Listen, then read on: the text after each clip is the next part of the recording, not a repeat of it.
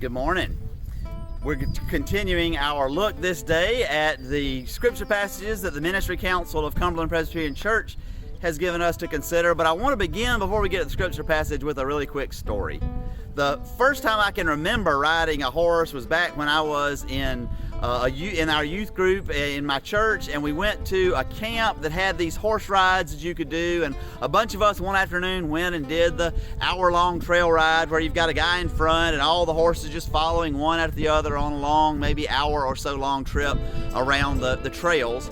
And as we got back to within sight of the barn, the horses bolted for the barn. And this is very common with trail horses like that's their whole job, is just to take people that don't really know what they're doing and try to give them the chance to ride. And one girl, one of my friends, I remember to this day, I can still hear her screams in my head as she fell off of her horse. And she ended up being fine, but she fell off of the horse. My horse veered around her, almost ran over her.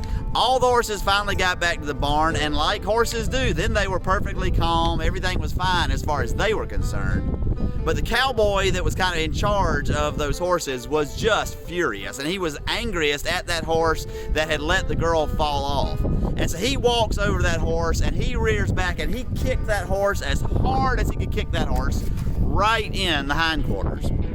And when he did, the horse, and this is when I discovered just how smart horses can be, the horse just waited. The horse didn't even react. But when he happened to drift back into range, the horse reared back, and I'm pretty sure it was a she. She kicked him, and she kicked the living daylights out of him right in his upper thigh.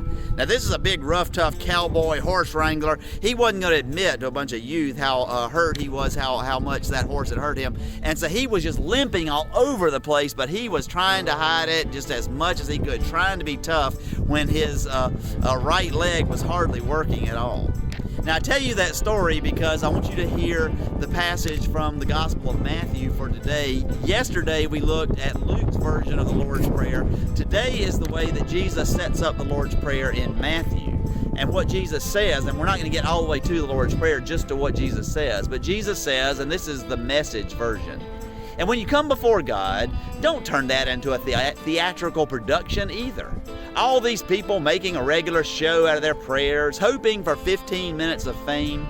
Do you think God sits in a box seat? Here's what I want you to do. Find a quiet, secluded place so you won't be tempted to role play before God. Just be there as simply and honestly as you can imagine. The focus will shift from you to God, and you will begin to sense His grace. The world is so full of so-called prayer warriors who are prayer ignorant. They're full of formulas and programs and advice, peddling techniques for getting what you want from God. Don't fall for that nonsense. This is your Father that you are dealing with, and He knows better than you what you need. With a God like this loving you, you can pray very simply. And what I want us to think about here is that we don't have to hide anything from God. That cowboy tried to pretend like he was a lot tougher than he really was. He tried to hide from us teenagers how hurt he was. But we don't have to hide anything from God. We can come before God and be completely honest.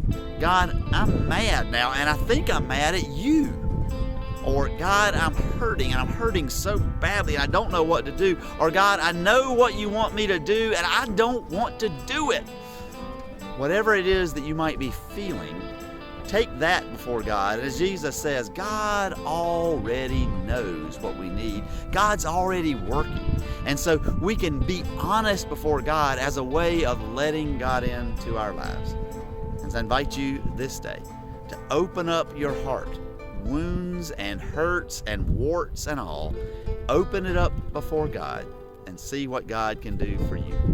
You can do that, of course, because God is with us. Amen.